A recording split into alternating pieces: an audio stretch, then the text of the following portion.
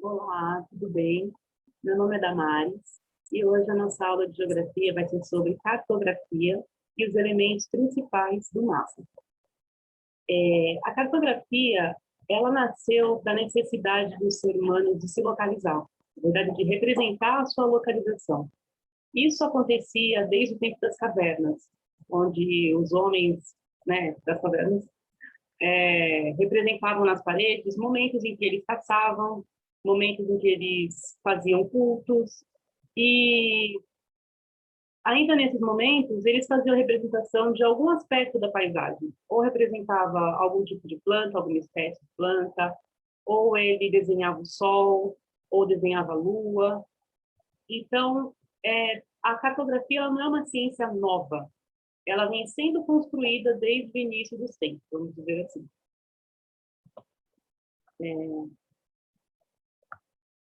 Vou compartilhar aqui.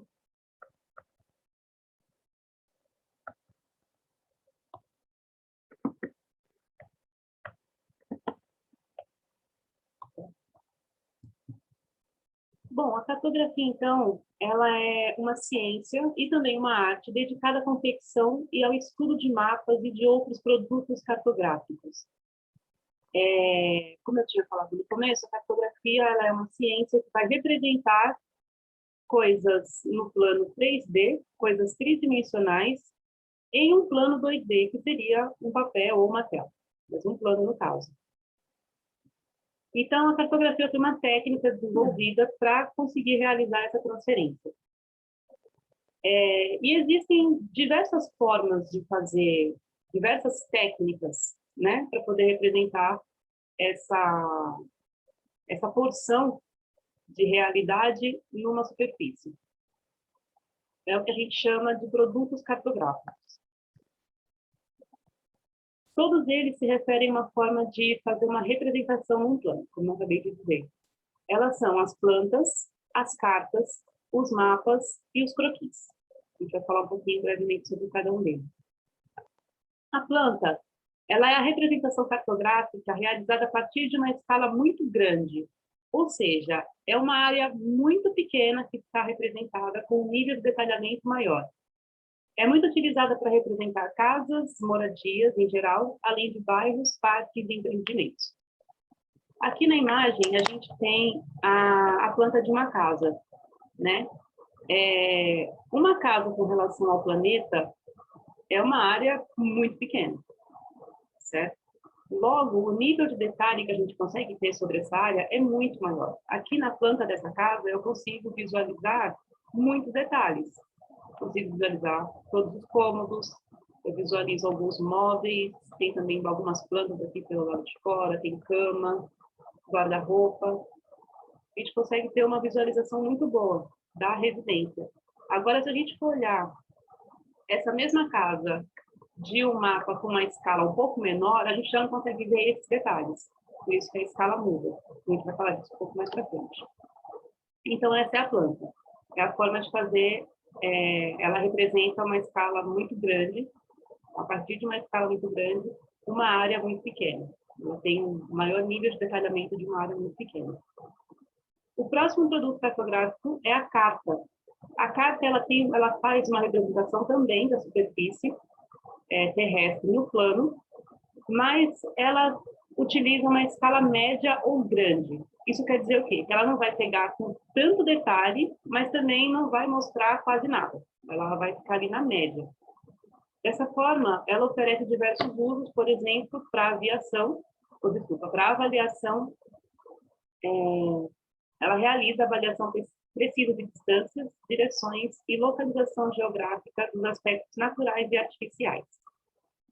Que nem eu falei, vai ficar mais ou menos na média. Aqui eu tenho a imagem da Carta Militar de Portugal. Ela não mostra todo o país de Portugal, mas também não dá para ver cada casa que tem nessa região. Isso a gente chama de escala média, certo? A gente consegue observar várias linhas, podem ser rodovias, depende do que está na escala, mas não tem como fazer a leitura por causa do tamanho, certo? O próximo produto cartográfico existente é o mapa. né, o que a gente vai estudar bastante nessa aula. Ele é a representação no plano, normalmente em escala pequena, dos aspectos geográficos, naturais, culturais e artificiais de toda a superfície terrestre ou de uma parte dela. Ou então de uma superfície definida por uma divisão político-administrativa.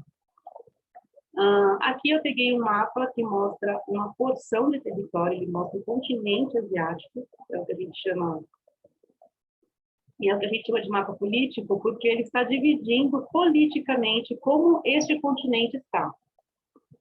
Temos alguns países aqui demonstrados, e isso faz dele um mapa político da região da Ásia. Ele não mostra totalmente o mundo, né? Não é um mapa mundi, mas também não mostra uma posição muito pequena, se a gente for fazer uma comparação. Aqui com um pouco mais de detalhe.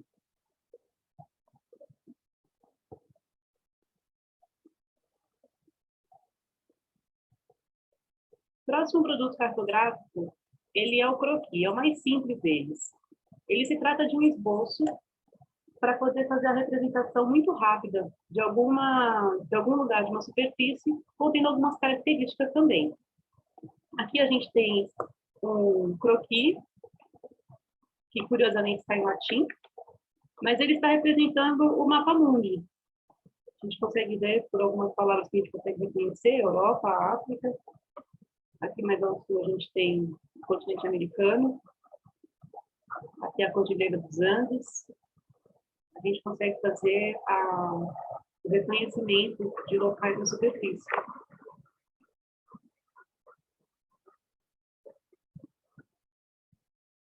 Bom, esses são os principais produtos cartográficos. Agora falando sobre um pouco como a cartografia veio mudando com o passar dos anos, né? Como a história da cartografia vem acontecendo. Ela surgiu, como eu falei inicialmente, da necessidade humana de fazer a localização. Bom, desde as pinturas rupestres, a cartografia, de certa forma, veio aumentando. Porque para ela poder melhorar de alguma forma, tem que realizar algum tipo de alteração, que pode ser, por exemplo, por tecnologia, que é o que vem acontecendo ultimamente, mas antigamente elas vinham se atualizando também pelas técnicas de se realizar, mas também com a expansão, né, com a descoberta de maior área. Então, elas foram se atualizando com o passar do tempo. Mas falando lá do primeiro mapa, ele data de pelo menos 3.000 anos, ele foi encontrado na região do Iraque, numa cidade chamada Gassur. Foi realizada uma escavação por lá, e esse mapa foi encontrado. Ele foi feito pelos babilônicos, e um pedaço de cerâmica. Ele é um pedaço de barro cozido, onde tem a representação de alguma área da Mesopotâmia. Tem apenas 7 centímetros de altura. É um pouquinho pequeno de madeira. Desculpa, de barro. Uma nova atualização da cartografia, né? Ela veio ocorrendo, mas uma outra atualização significativa aconteceu depois dos trabalhos de Ptolomeu. Ele foi um grego, e ele teve bastante estudo em matemática, astronomia, geografia e cartografia. Dados os estudos, ele escreveu uma coletânea de 27 mapas, denominados geografia. Um desses mapas é esse que a gente vê na tela, o mapa mundi, e os outros 26 detalhavam as outras regiões. Essa coletânea dele foi o primeiro atlas inventado, o primeiro atlas criado, foi o de Ptolomeu. O atlas, ele é um conjunto de mapas. Um grupo de mapas ele se chama atlas. Bom, Ptolomeu, então, ele realizou a criação desse mapa mundi. A gente consegue ver que ele é um pouco mais próximo do que a gente tem na realidade, bem diferente do anterior que a gente viu, e ele tem uma parte bem mais explorada do mapa mundi do que o primeiro, que representava basicamente os Eufrates. Aqui nesse mapa mundi a gente consegue ver aqui a Península Arábica, nessa região aqui o continente africano, aqui mais a Europa Ocidental, Península Ibérica.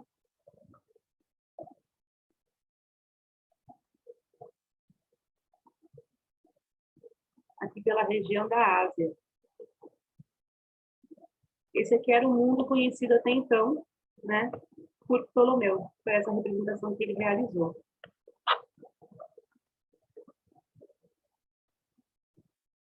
Bom, depois da época de Ptolomeu, um outro boom aconteceu no planeta demandando uma nova atualização da cartografia. Foram as grandes navegações. Todo mundo resolveu pegar um barco e sair explorando as águas por aí. Quanto mais as expedições eram realizadas, mais áreas eram conhecidas e mais os mapas eram atualizados. As grandes navegações e a confirmação da Terra redonda demandaram o aperfeiçoamento dos mapas, gerando nova evolução. Utilizando os trabalhos de Ptolomeu, destacou o cartógrafo Gerard Mercator. Nasceu em 1512 e veio a falecer em 1594. Mercator, ele foi o primeiro homem que conseguiu realizar a transferência da circunferência da Terra, né? Ele conseguiu colocar essa esfericidade em um plano, através do sistema de coordenadas geográficas, que é assunto para mais para frente. Mas ele foi a primeira pessoa que conseguiu realizar essa transferência da esfera da Terra para uma região plana. E aqui a gente tem o mapa mundi da forma como a gente conhece hoje. Umas cores diferentes, fazendo alguns outros detalhes. Mas essa aqui já é uma forma que a gente conhece um pouco melhor.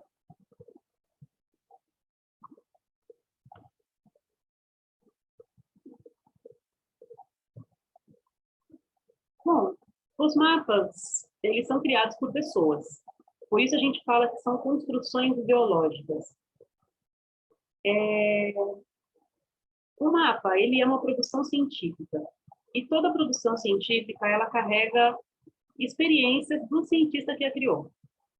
Então, assim como eu estou dando essa aula com todo o conteúdo que eu pesquisei, que eu aprendi, com coisas que eu acredito também, eu consigo fazer essa aula. Os cientistas fazem criações também a partir de estudos que eles têm, de coisas que eles acreditam, de pesquisas, de tudo. Por isso que a gente fala que o mapa, ele é uma construção ideológica. Ele é carregado pelas ideias da pessoa que criou. Toda representação cartográfica é uma forma de comunicação. O que eu quero dizer com isso? Que, basicamente, a gente usa o mapa mundi para falar do mundo. Logo, o mundo todo precisa entender o mapa mundi. Para que o mundo todo possa entender o mapa mundi e os mapas, numa concepção geral, foram definidas algumas regras para essa cartografia. Mas, bom, voltando, todos eles são uma forma de se comunicar. Todas as representações das plantas vão fazer comunicação para quem vai utilizá-las, as cartas para quem vai utilizá-las, e os mapas, tudo mais.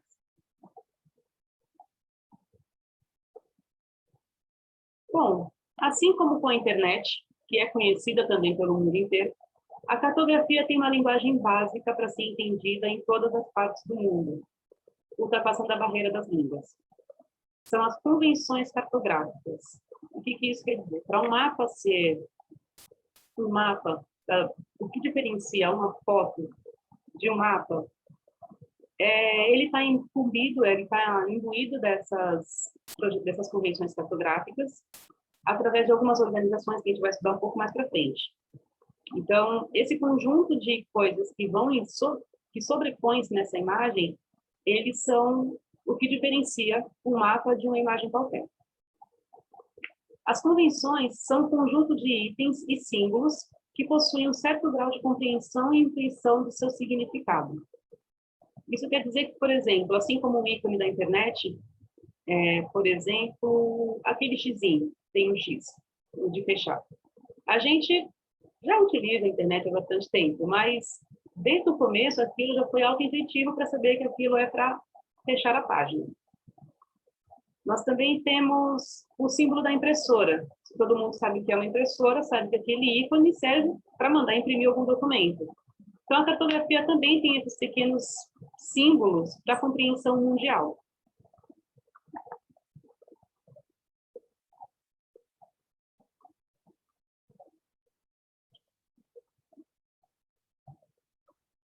Bom, esses itens que vão fazer a diferença entre uma imagem e um mapa são título, fonte, escala, legenda, orientação e projeção. De todos esses, a gente vai falar apenas dos 5 primeiros. A gente não vai falar da projeção, porque é um assunto bastante extenso.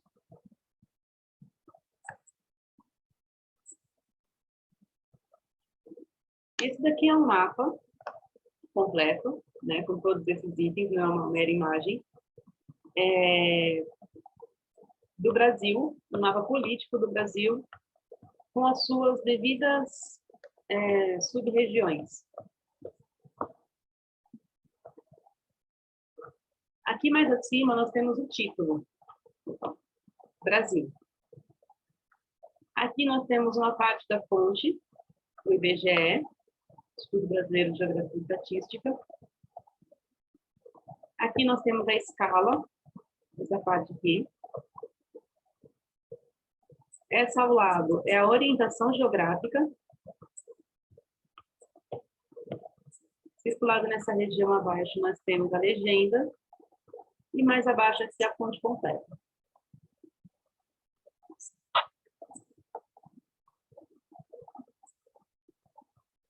Bom, o título. O título é a primeira apresentação ao leitor do assunto do mapa. É ele que vai fazer o resumo do que está querendo dizer aquilo ali. Você vai bater o olho e já vai saber do que se trata e aonde é.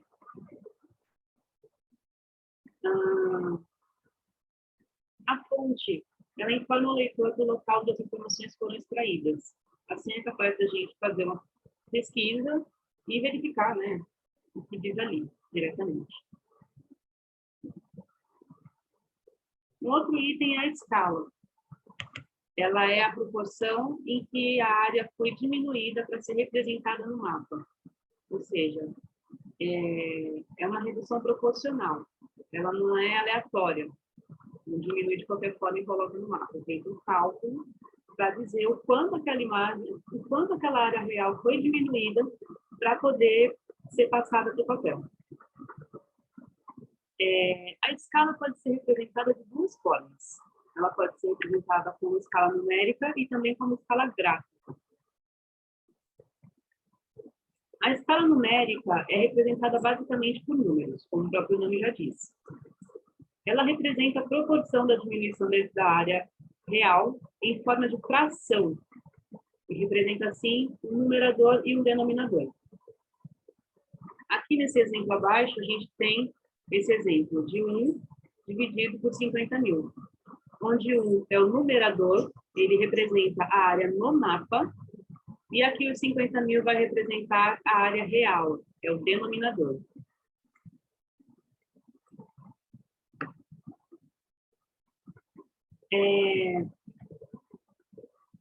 Quando a escala não possui a medida indicada, ou seja, centímetros, metros ou quilômetros na notação, significa, por convenção, que ela está em centímetros.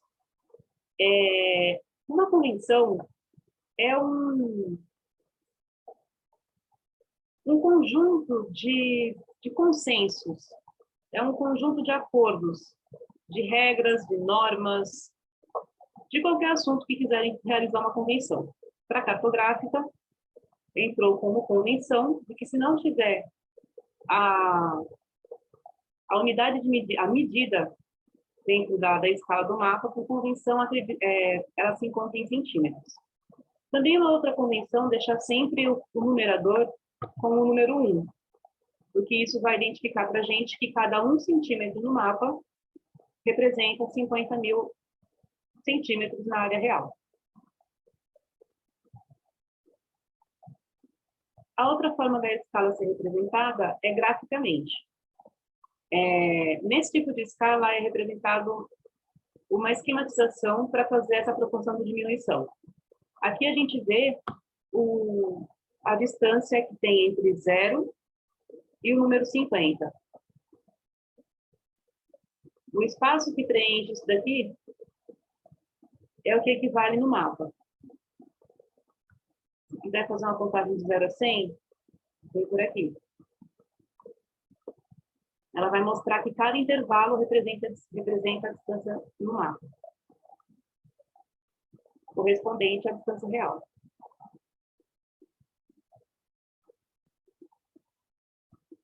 Bom, como saber se uma escala é grande ou se uma escala é pequena? A relação entre escala e área é inversamente proporcional.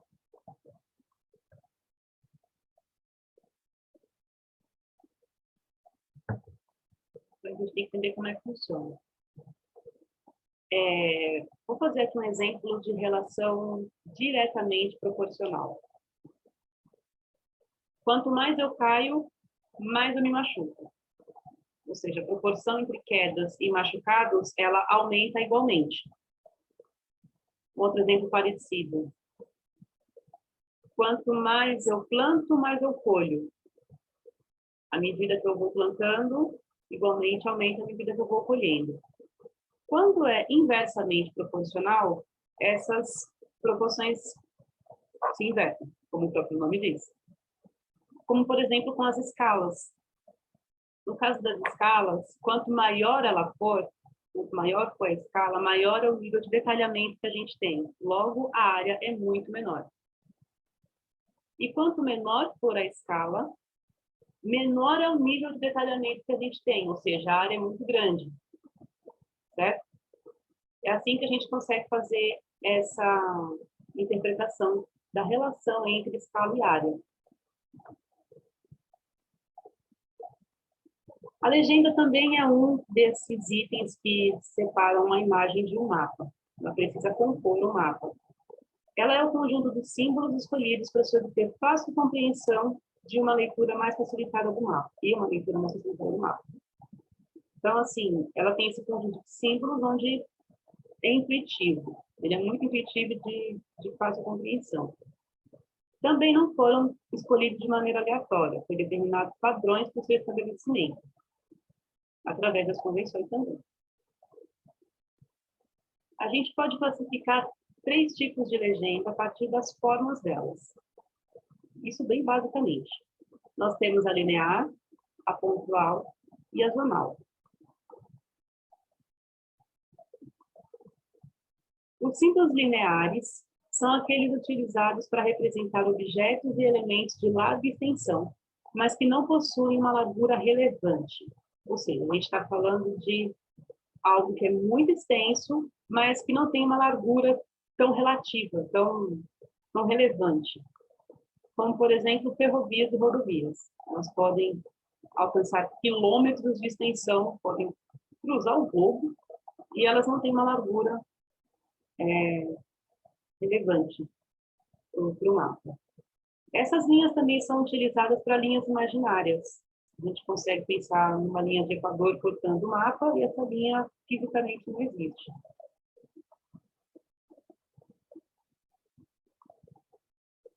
Os símbolos pontuais costumam ser empregados quando a superfície dos objetos a serem destacados possui dimensões desprezíveis em relação à área total representada. Ou seja, da mesma forma como no linear a gente tem uma quilometragem muito grande, mas sem uma largura, aqui a gente tem um ponto muito importante, mas sem uma dimensão. Na verdade, com uma dimensão irrelevante para a área. Por exemplo, um ponto de ônibus ou uma cidade. Quando a gente vai falar de mapa político, a gente consegue pensar em pontos onde tem as capitais, onde são as cidades, mas eles não aparecem totalmente, não aparecem na sua forma. Como a escala é muito grande,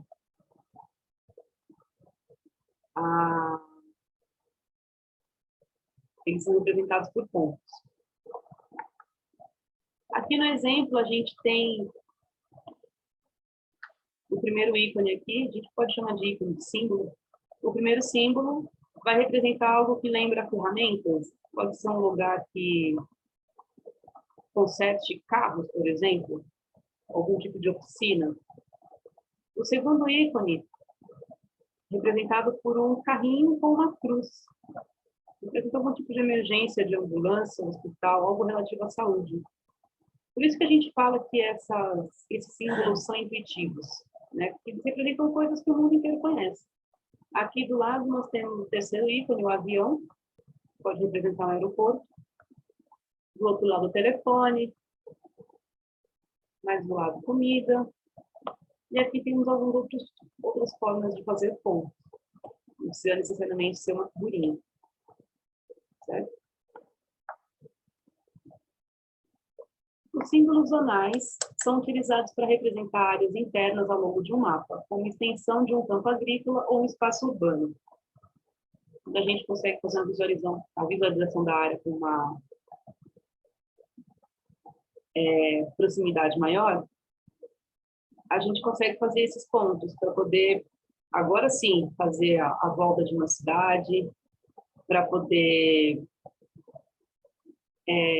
fazer, como por exemplo, espaço urbano ou campo agrícola. A gente consegue fazer zonas, separar em zonas.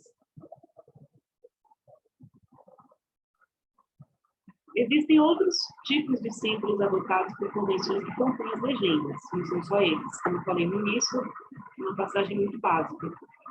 Mas, por exemplo, outra coisa que entrou nas convenções é que toda superfície líquida é representada pela cor azul e a verde, né, as coberturas vegetais, representadas pela cor verde. Apesar do cartógrafo ser o responsável pela criação do mapa, não é ele que vai escolher absolutamente tudo que vai colocar lá. Ele precisa colocar as informações que ele quer colocar dentro de um padrão pré-existente.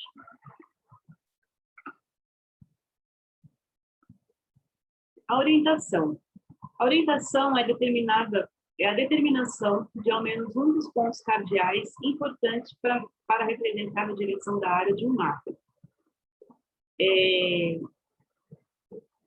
Por exemplo, aqui eu tenho essa garrafa.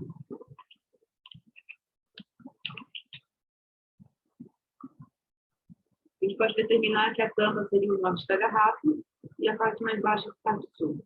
Certo? Eu posso falar dessa região da garrafa olhando daqui, ou eu posso falar dessa região da garrafa olhando daqui. Tanto faz.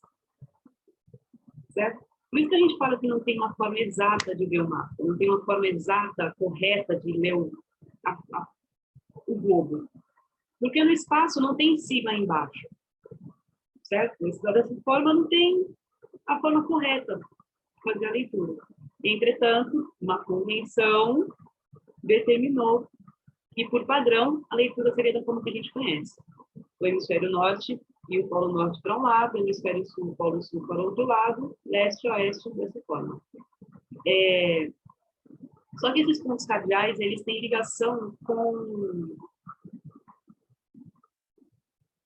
fenômenos que acontecem aqui na Terra. Por exemplo, a letra L da roda dos ventos, ela é representada pela região leste, onde o Sol nasce. O oeste seria onde o Sol se põe, o norte a região do Polo Norte e o sul a região do Polo Sul. São 4 pontos cardeais. Cardeal vem do latim, vem da língua latim, e ela significa importante. Então, são os 4 pontos mais importantes, os pontos cardeais.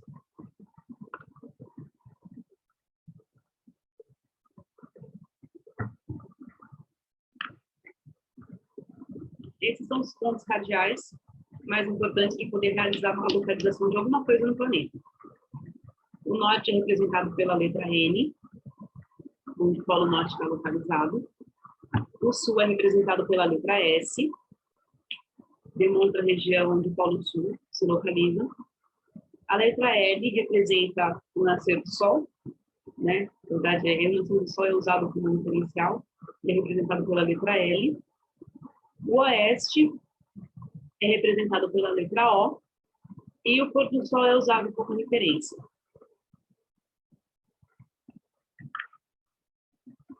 A localização desses pontos cardeais é realizada com a leitura da roda dos ventos. Essa é a roda dos ventos.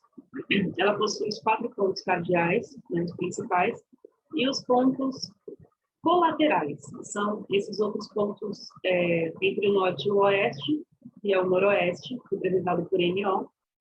Temos entre o norte e o leste o NE, que é o noroeste. Entre o leste e o sul, o sudeste, SE. E entre o sul e o oeste, o SO, que é o sudoeste. Os pontos cardeais ainda são subdivididos em pontos colaterais, como eu mostrei na imagem, e esses pontos ainda são subdivididos em pontos subcolaterais. Para fazer a localização precisa, é necessário fazer a utilização do máximo de pontos, assim você consegue acertar muito bem. A roda dos ventos consegue ter até 32 rosas, né, entre si, cada uma com as suas subdivisões. Então, tem direção para caramba para ser explorado. Somando a isso, a todos esses pontos, nós também temos as projeções cartográficas, que são formas, né, que o ser humano encontrou de fazer a representação da Terra no globo. A gente não vai falar mais agora com projeções cartográficas, a gente não vai falar mais de mapas de continente ou de mapas de país, a gente vai falar do mapa do mundo. Então, a esfericidade da Terra foi passada para um plano.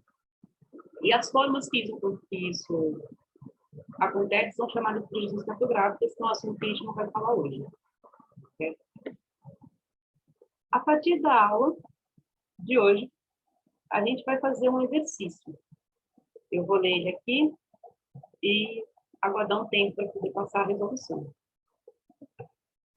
Os cartógrafos trabalham com uma visão reduzida do território, sendo necessário indicar a proporção entre superfície terrestre e a sua representação. Essa proporção é indicada pela escala. A escala representa, portanto, a relação entre medida de proporção territorial representada no papel e a sua medida real na superfície terrestre. A informação foi retirada do Atlas Escolar do IBGE, como mostra a fonte. De acordo com os conhecimentos adotados, é possível dizer que, quanto maior for a escala, 1. Menor é a área representada. 2. Menor é o detalhamento das informações. 3. Menos evidente é a projeção cartográfica utilizada. As afirmações corretas ou são 1. Alternativa A, 1. Alternativa B, número 2. Alternativa C, número 3. Alternativa D, 1 e 3. Alternativa E, 2 e 3.